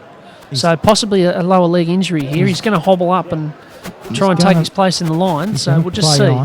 It looks terrible, though. I can't imagine he'll be on the field for long if he does stay out there. Let's hope that he can wriggle it out. Easton within a couple of metres. 4-point ball game. That's Adams. Fifth tackle. That's a turnover. Well, what a waste of a set that was from Cessnock. Great field position to start it, and they just didn't do enough there. That was Cessnock of old, just bashing it up the centre, hoping something happens. So there's Bradley Murray right back on the goal line. So he is in all sorts of trouble. He can't. He can't walk, let alone run. He's just had to stop again. He's in huge trouble. Good ball though. Play continues. Until now, it's a forward pass. Called up by Graham Stour. Now, Lakes can do something about this. Brad Murray's now getting treatment. He's now flat on his back. We'll see it in a moment with the trainer. There he is. I think his ankle's being strapped, but I think he's going to need more than strapping. If he does come off, they've got Jacob Gagai on the bench, who I'm pretty confident plays as a fullback or outside back, so he can give them a bit of cover. Jack Kelly has played a lot in the halves and, of course, started the season at 5'8", so they have got some options if Brad Murray does have to come off. But what a chance this is for Cessnock. They can just turn the momentum of the game again here. Beautiful camera work too from our man Clay. Well, he's going to be playing out here on the left wing for Lakes. So if you are Cessnock Goannas, the call would be to run it hard and straight to the man right out on the left edge. Dimmick. That's Easton. Back to Dimmick. Juggled, regained. Clawing their way closer. They're within 5 metres. Dimmick again, sends it to the left. The lock forward is with it, and Halad right on the... He's not far away there, Pete. Chalk. Couldn't come much closer if he wanted to. Oh, he's done it again! That'll do me. No, that's it. I'm going home. Dimmick has got his second. How many times does he have to do it? That's unbelievable.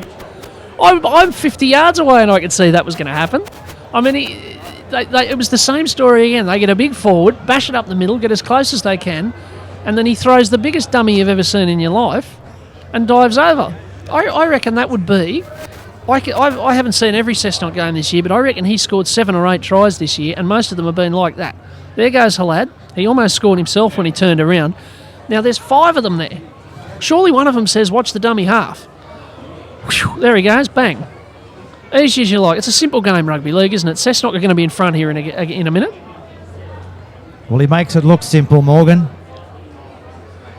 Classy hookers make tries like we've seen there look oh so simple, and Mendai will make this even more harsh for the home side because they're about to go up by an extra 2. By the way, Josh Dimmick, I'd say that'll be the last try he scores because he'd be lucky to be able to see the amount of strapping he's got on his head at the moment. We're just getting him across at the bottom of our screen. He's just had some tape applied to keep it all on. Well, Dimmick had a blinder last week, picked up a hat trick. He's on course for demolishing that hat trick if he can keep that type of niggling, dynamic player. Oh, they put it down. Cessnock, though. Oh, it's a game possibly of tit for tat. Well, Brent Mendyke, what a moment. It was a shonky old kickoff from Brad Murray. I wondered, I was actually just about to say, we'll see how he goes with this kickoff, Brad Murray, because that's he's kicking with the dud ankle. And it wasn't a great connection. But Mendyke perhaps not expecting the ball, caught it all right, and then faced up to the defence and spilled the ball. What a chance now for Lakes to turn it right around. Marcel, what a shot by Brendan Williams. This game heating up. Sullivan finding Casey Burgess. Dimmick over the top. Sullivan away to Murray. Angling it back towards the middle. Referee Stair has seen something here, lifting in the tackle. Sullivan wanted to get on with it, but surely they'll take the 2 here, Peter. That seems a very harsh lifting tackle from me. That didn't look like a spear tackle from here. That was a very soft one. Well, they're after 4. 2 points, not interested in. Inching their way closer to the go-winners goal line. 2-point ball game here. Round 11. Murray goes himself and he'll score, Willie. He has.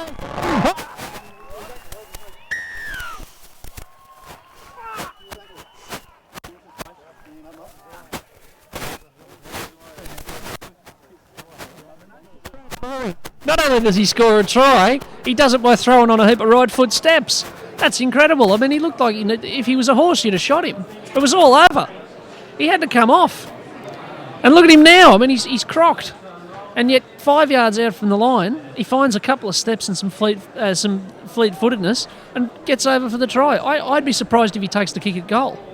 Well, we just seen... No, he's not going to take it.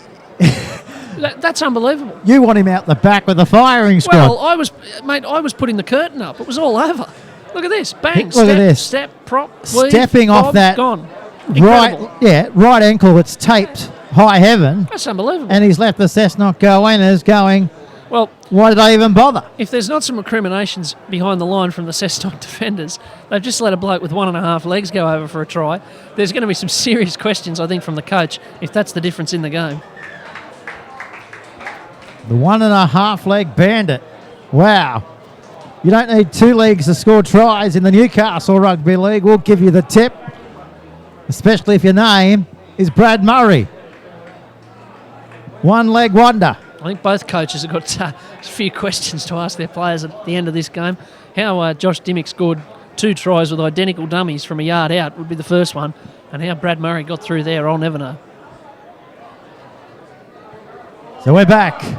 Saturday afternoon football. A seesawing battle. This will go down to the wire. It's bubbling away nicely. Lakes fans happy thus far. That's Charles, put down there by Ancliffe. Doesn't want to go into the ground, does he?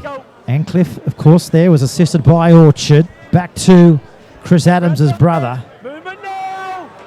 And Callan will play it back. Away to Murray. Angling their way down to the 40-metre line. Coming out of the northern end of Carl Oval. He'll kick. He's going to test that ankle. The kick. Straight downfield to Cal Orchard. Always beats the first man. Demonstrator there, but Nick and Ofo along with Randall over the top on that occasion. So semi-final football. We're only 4 or 5 weeks away from it, but we're getting the appetizer here today. That's Metcalf. Well, on this evidence, if this is the way their forwards are going to put in, even when they're undermanned, Cessnock should be thereabouts, shouldn't they? They should be in the last couple of weeks of the finals because they've showed today they can compete, but now they've showed they can give a penalty to the opposition while in possession of the ball. So there you go. There's the mocker if ever there was one. I'm not quite sure what that was for. It could possibly have been for backchat. Yeah, it was. It was for backchat. So someone yelling at Graham Stair, he's the only referee in the competition who does this, but they need to be aware of it. You've got to be aware that if he's the referee, you've got to keep your mouth shut. And if you don't, he's going to do something like this. They've only got themselves to blame.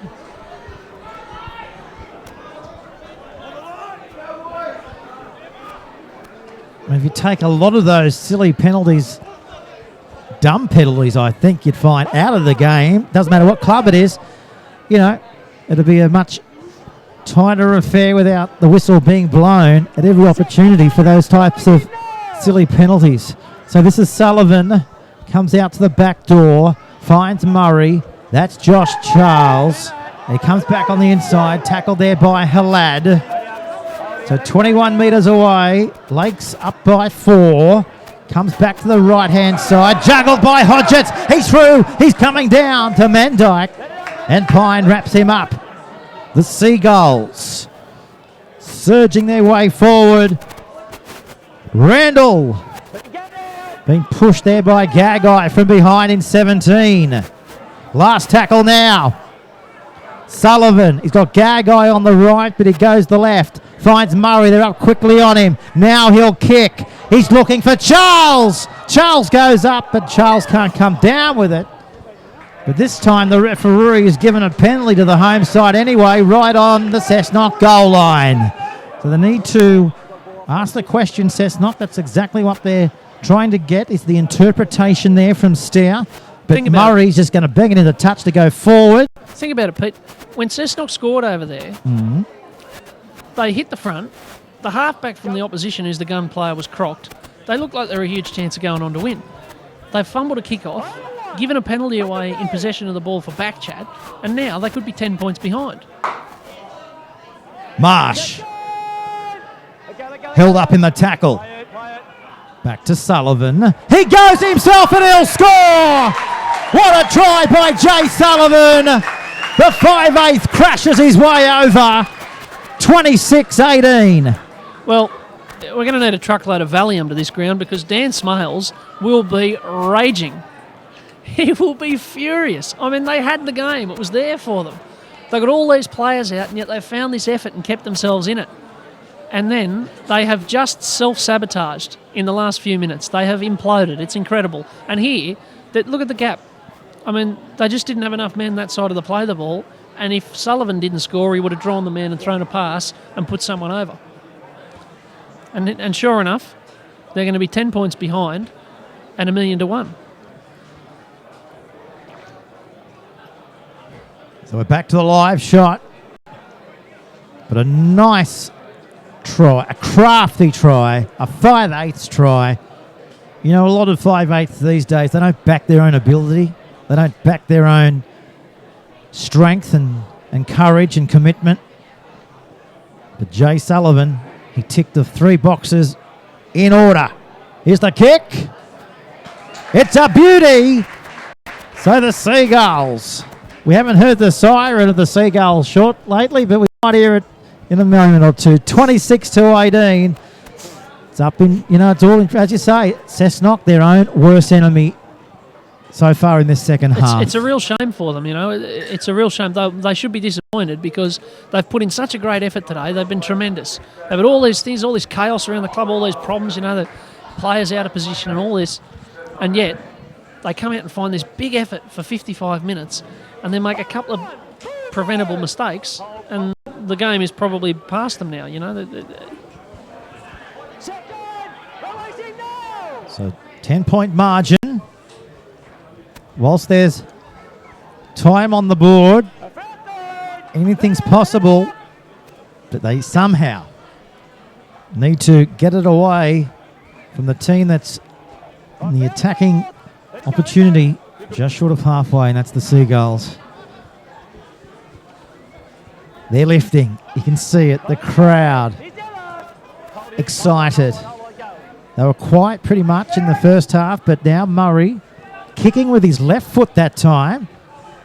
Very dynamic. Orchard again. Space in front of him.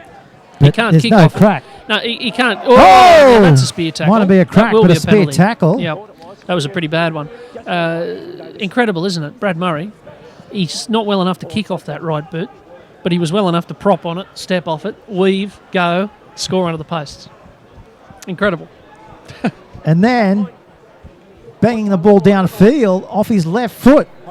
Oh, no wonder they call him Mr. Versatility. So they take the tap.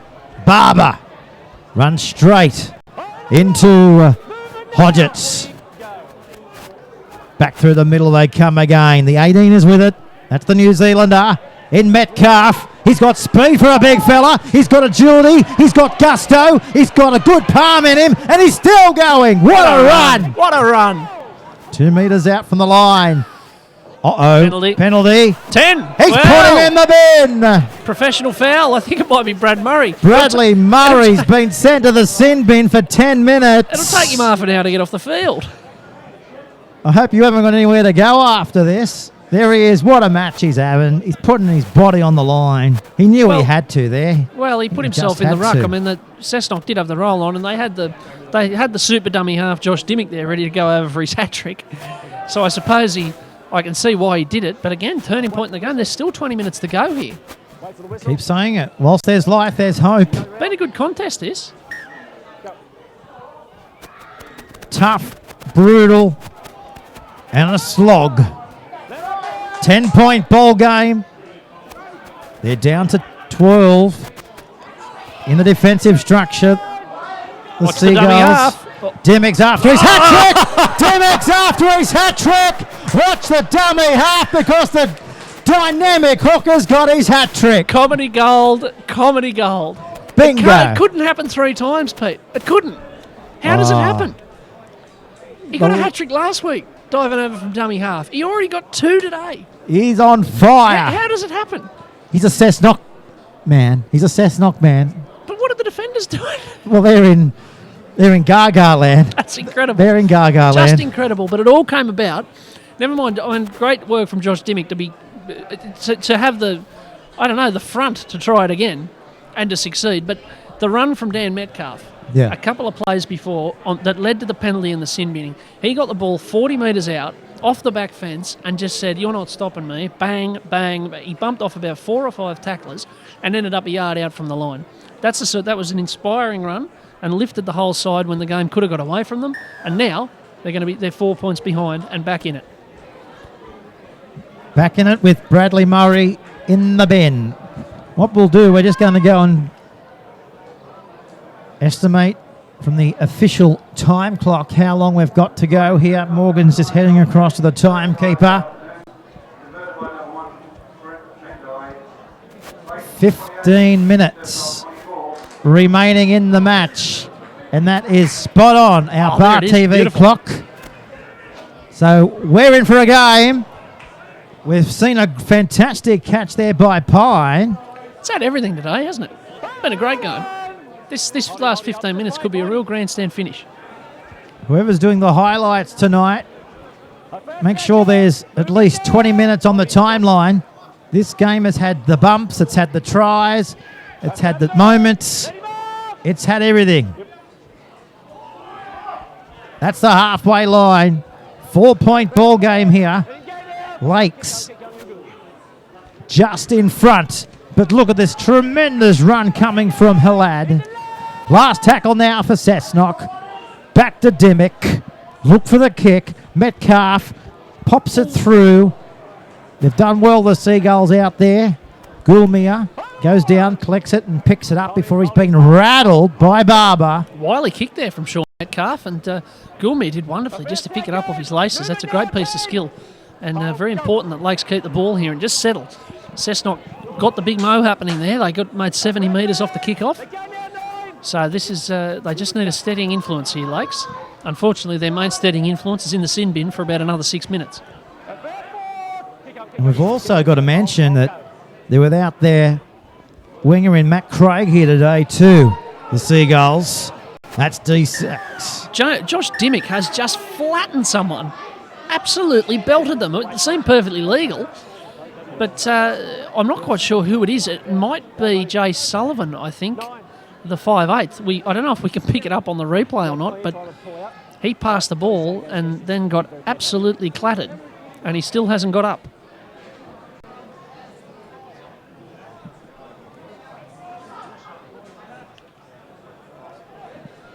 So there we go. He's still on his back. Referee stare. This is it here.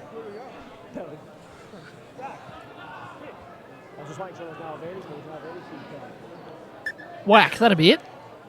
Dimmick. Right, a rib tickler. Beautiful. He's up now, Jay Sullivan, but he'll be a bit sore. Another one. Geez, the chiropractors of Belmont. I go, oh dear. Well, he's probably a bit wobbly, that's why. He's just been absolutely belted. But the chiropractors of Belmont are in for a very good week. And whoever insures the Lakes side are going to be in for a very bad one. Sullivan finding Marsh.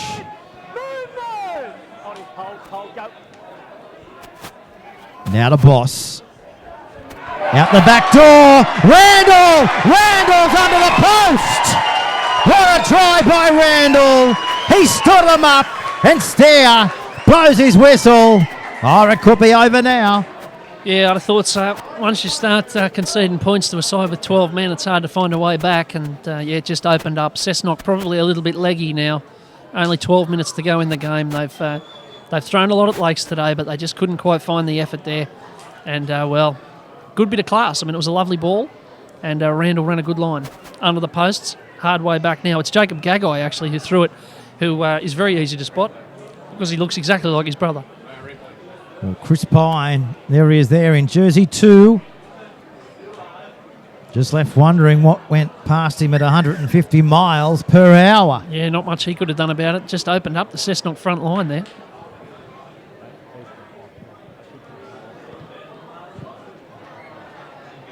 So next week, Cessnock hosts Maitland. What a clash this is going to be up at the Graveyard. Curry hosting Lakes, that's what it says in the program. They can't be playing again, can they? I'm well, not anything's likely, possibly after. That's what it says in the Cessnock twice playing Central. That's what it says. That's what it says in the program. Yeah, Curry v Lakes. So that'll be their third encounter this year. Yeah. To clarify, the results so far have been Lakes 14, Curry 14, and Curry 20, Lakes 16. So they've been good games. And just going through the program again, Cessnock have to travel, I believe, twice to Wests too. That's what Steve Dunstan was saying throughout the week. I don't know if that's true. Yeah, that looks right. No, that that's looks right. right. In the last 6 weeks of the competition, geez, no pressure, lads. Yeah. Dear, oh dear. This is the strange thing about the draw. Cessnock have got the ball back off the kickoff here. We better stay with the action. Easton. Remind me to pontificate about the draw later on. Yeah, well, we'll pontificate. Oh, that's a tough one. That's a tough one. Metcalf thought he'd got that offload away there. We like having a reminisce, don't we, Morgan? Back then out of the 13 and Halad. 10-point game. 11 to go. Well, we have seen strangest things happening in rugby league. Metcalf. Remember, they've got the extra man here, Cessnock. They really should be scoring. Well, it's the last tackle. You put the call out. Can they do it? Apthorpe throws it out the back as the Seagulls go across the screen.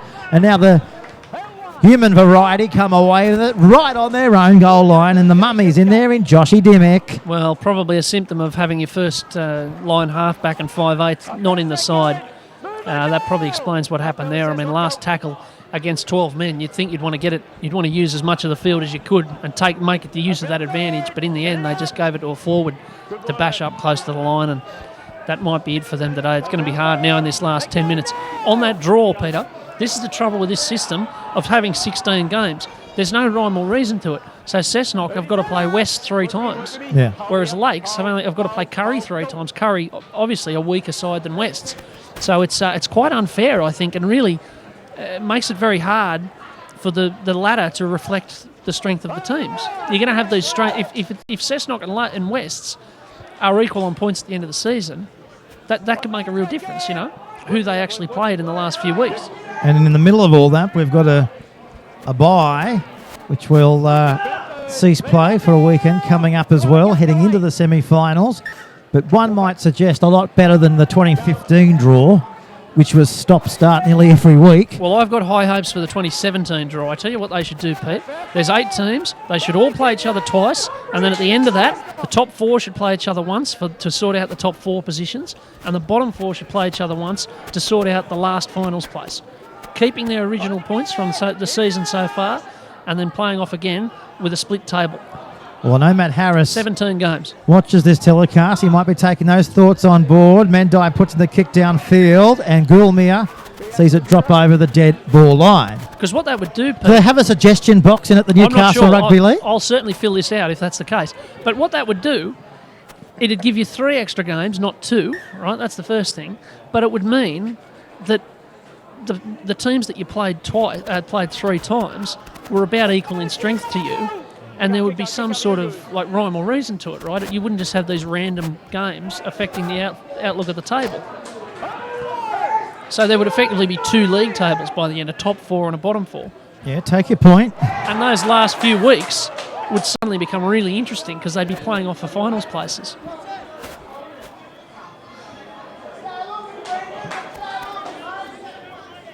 Well, there's a board meeting coming up in a few weeks' time at the Newcastle Rugby League. They, no doubt, will open that up. No doubt we'll get back to Matt. But yeah, I see your point. You know what I'd really love to see? Now, this is really throwing it open. Not like a state of origin, but like the Battle of the Lakes, or, you know, like, here we go, a run by Pine. Oh, he put down. And then like a Coalfields clash as well, you know. I don't know how you'd figure out who plays for what, but something like that. Yeah. Sure. Regional rep side. Yeah, for sure. That'd be nice. Geez, you're asking a lot of the Cessnock and Curry boys to play in the one team. Imagine the atmosphere. Yeah. Imagine the atmosphere. Imagine the revenue. That's a lad.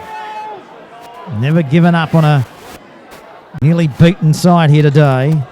Passing away, it comes to Metcalf. Look at that. Not 1, not 2, not 3, but not 4, but nearly 5. He's been tremendous today, Dan Metcalf. Here's his brother. Flowing out the back. Mendyke steps, weaves, Gagai wraps him up. So it's the last tackle now for Cessnock. What are they going to do? They're going to kick off the boot of Dimmick straight into the Seagull. And they're coming away with it. What have we got? 7 minutes to go here on Bar TV Sports, the home of Newcastle Rugby League. I tell you what, there's only one problem with the 17-team draw, the 17-game draw, and the split final, the split last 3 rounds, is that the 17th game would be odd for home and away. So here's what you've got to do. Have a D-Day, last game of the season, round 17, have it at number 1 Sports Ground, Hunter Stadium, Harker, wherever you want, split the revenue and have all 4 games on the same day, or 2 on the Saturday and 2 on the Sunday. Okay. Like the Magic Weekend in the UK, you know? No, so Saturday could be top 4 day and Sunday could be finals elimination day. Okay, well, you Plenty to chew on, Matt Harris, if you're watching. Yeah, he will. He's just sent me a text message now, Matt Harris. Actually, he said there's always a suggestion box in at the foyer. So they open at 9 o'clock on Monday. you'll just need about 10 cards to write all that out, I think. all right. But get to the point. Keep Yep. it simple. The KISS philosophy. Keep it simple, stupid, and you'll see how you go. But I take your point. Morgan Campbell. Do you put copyright on that too? No. That's available. That's just it's a public It's observation. That's right. Publicly Okay. available. No worries. Wow. Imagine that, though. Imagine the last day of the season. Say the top four was, say, Wests, Macquarie, Lakes and Cessnock, Yep. and they were all playing off for who gets a home final and who gets an away game and all of that. It'd be fantastic. And one of those teams would end up in an eliminator game, and that could all be decided on the last day. Pine. Trying to steal the ball off him is D-Sax. Didn't quite go the way that D-Sax wanted it to. Dimmick. Come backing through now. Apps for the bowl, finding teammate in support. In Dunstan. Back there now to Barber. Barber's close. 3 Seagulls. They hold him up in goal. Great defence there by the Premiers. God, they finish strongly, don't they, Lakes? They find themselves 10 points in front here, and now they're just holding off, and they should get themselves home from here. But once you get them into a contest, if it's a contest in the last 20 minutes, your money's on Lakes every time. They're just so strong at the end.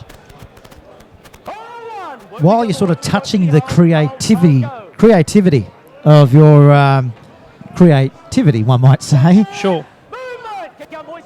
I know you love the option of Grand Final Day. That's what everyone plays for. That's what everyone loves watching. Hunter Stadium, you're a fan of that, taking it away from the traditional ground? You know, I always enjoyed going to number one, but I thought that Hunter Stadium worked very well last year. Yeah. I thought it was good. All right. Particularly having the crowd in one grandstand and having them all together. I thought the facilities are obviously very good, and I felt like it brought the occasion, it lifted the occasion a little bit. It made it something that you can play for, you know, the opportunity to play on. Oh, hold on! Look out! They're playing here. Well, Sean, they've got to get it wide because Sean Metcalf came in to get involved in the blue, and now they're short out in the back line. So Charles chipping for himself. Can he get it back? No, he can't. Now they kick. Now they chase. Guess coming through. Musgrove back into the field of play. Oh, we've seen everything that rugby league can deliver right there. In one play. Sean Metcalf, it was his brother who was involved in the bit of a scrap, so he came flying in to help him out, as you would. The only trouble was the play went on. Oh, another that's a bit one. high. Yeah, that's a bit high. Josh Charles. It's getting a bit ratty here. There's only about 3 minutes to go. Ah, this is what we love rugby There is league time enough. I for. mean, if Cessnock were to score here, you never know. They say that rugby league has gone soft. I don't think so here in the Newcastle Rugby League. Not so much around here. This is rugby league at its best here in this part of the world. That's why the live streams are working. That's why the players are pumping their legs, and this is why players are tapping the ball and sending players forward. And that is Barber. He's dropped down now, 38 metres away from the opposition's line. It comes back there now through the middle. They're making metres. Great They're run. making inroads. This is Look at Halad. this. He bumps, he weaves, he spins, he travels down to the 10. Geez, they might not win, but geez, these forwards have had a go today for Cessnock. They've been tremendous. So Dimmick now sends it back to the left-hand side of the park. That's Pine. Great pass, tapped on, helped. Musgrove! He's behind it! Oh, what a tackle there! I think you'll find that was Cal Guest. Yeah, I think it was. I mean, it was a tough ask for poor old Braden Musgrove. He caught it about 3 feet above his head.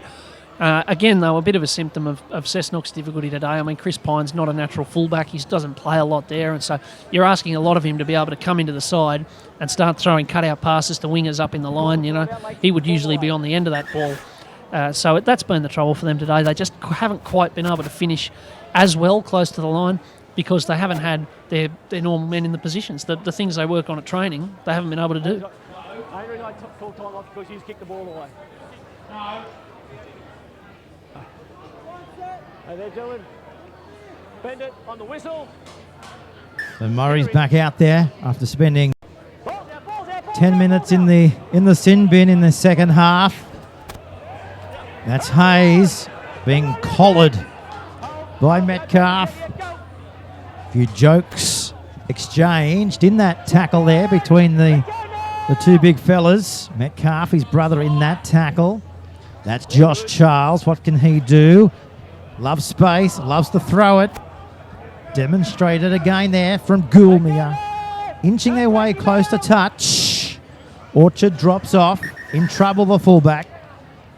Orchard just clutching at his left wrist as well there on screen in front of the young touch judge out there. And our young touchy He looks out a bit there. sore, Of course, doesn't he? yeah, Louis Matheson. He doesn't look the best, does he? He's got more strapping than the mummy that we've nicknamed. In Dimmick out there. There he is there. Dimmick in the tackle there with the headpiece on. Headband back there now through the middle. Murray again. Offloaded. Picked up a try today, Murray. Bit of a slow start for Lanes, but they've come home well after a few silly errors allowed them to from Cessnock. Back there now to the country halfback of the Newcastle Rebels. He now puts it along the ground. That's Easton with the football, and he runs straight into the big number 14 in Joshua Hayes. Not long on the clock. Inside the last minute here, Dimmick has picked up 3 tries today on a beaten side. That's Chris Pine. Been everywhere their winger today. Coming in off the wing. Now we see the 3-try hero taking it to halfway.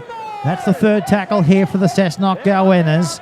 Playing it back now to the left-hand side. No, they go the right-hand side. They're trying to fool everybody. That's the 40-metre line they run at, and Josh Hayes is underneath.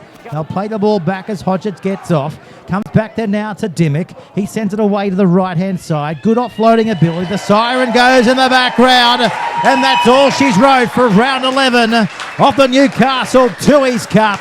Lakes United knocking off Cessnock by 10 points by 34-24 here on Bar TV Sports. Thoughts of this match, Morgan Campbell? Well, in the end, you have to say Lakes deserved that. I mean, they came up with the big plays at the end of the game. They do that so often, it's not a surprise anymore. They just kept pushing and stayed close enough to Cessnock when they were hitting hard, and then found something late on. But Cessnock can be very proud of themselves, I think. I mean, they had 5 or 6 players out of position, and, they still found a big effort. The forwards, Brendan Halad, Dan Metcalf was about as strong as anyone out there. They really dug in. They hit hard. They kept coming. Sam Apthorpe was good as well. But in the end, it just wasn't quite enough against a very classy team. Having so many players out, they just couldn't quite get it together, particularly when they were chasing the game late on. So they'll be disappointed in one respect, but they can also be very proud of themselves, I think. Lakes, on the other hand, well, they're going to be second. They might be first, depending on what happened at Maitland today, and they deserve to be. They're a good side. You've got to stick with them the whole 80 minutes, or they'll storm all over the top of you, and that's what Cessnock copped today. Just going through the highlights here of how the tries unfolded throughout the 80 minutes of football here today. We'll try and get a score update from the Macquarie Scorpions as well before we go off air in about 2 minutes' time for now. But what about this run here by Chance Burgess? That really got them going forward. They got blokes all over the field who can get them home, don't they, Lakes? That's the thing. I mean, today, ironically, it was Brad Murray with his busted leg who made the big difference. That was the big moment in the game, Cessnock scored a try to hit the front again. Had Brad Murray down with an injury. You think, oh, well, they might go on with this now. And then he turns up down the other end after a few mistakes and gets them home. So that'll be the frustration for Cessnock. They gave a few chances away when they really shouldn't have. The moment there with the moment there where they gave away the penalty when they had the ball, did a bit of back chat. The other one where they dropped the kick off. Those are the sort of things that cost them in the end. Okay, well, great work today, Morgan, and we've only got a few more tries coming up here. We have seen about 10 tries today. We've seen a plethora of brilliant tries, gutsy tries, and great work here by the crew at Bar TV Sports to put this little snippet together, and that was Sullivan who... Don't they work well, our tech team? Incredible. The game wasn't even over and they had the highlights package done. Not bad work, is it? No, that's why they're on... they're not as silly as they look, just like all of us. Indeed. I'm exactly as silly as I look. That was the other try under the post. Again, Dimmick, an unbelievable game. 3 tries today, 3 tries last week. Fancy getting a hat-trick in a What can't he do? Fancy getting a hat-trick in a beaten side. You'd be filthy, wouldn't you? Wouldn't you? What? And look at this beautiful step here, Morgan, from Randall. You head out to the football, you think to yourself, if I score 3 tries today, we've got to win. Yeah. Surely to heavens. And then that wraps us up with these graphics that you love. 34-24, Very that's sharp. the full-time score. Well, we're trying to get information through from Macquarie, but that's not sort of going the way we planned. But we know at half-time, Macquarie probably doesn't, care. No one cares less about the score at this time of the day, but they were leading 12-10 at half-time. So let's see how that unfolded. Well, that's the picture that we're going to leave you with here this afternoon, with the Seagulls flocking their wings across our graphics here at Lyle, wherever we are. Where are we? Peacock Field. Seagulls and peacocks. Seagulls No, that's not right. No, hang on. Lyle Peacock Field. What are you talking about? Yeah, what are you talking about, Lyle Peacock? No. You told me we're at Lyle Peacock Field. You said Lyle. I finished saying Carl Oval. We're at Carl Oval. Yeah. We're in Belmont. I just checked the GPS. What time is it? Time to go? Need to check more than the GPS. It's time to go, all right. Well, I went to the mental course this week, offered by the Newcastle Rugby League, and I'd just like to say, actually, we learned a lot in there, and if you would like to know exactly what happened about that course, check on to YouTube and check it out. Great job by Matt Harris. Anyway, it's full time. We've got to go. We've had enough. We don't know where we are. We don't know how to get home, but we do know that the full-time score was 34 points to 24. It's goodbye from Carl Oval. Good night, Australia. Cheerio.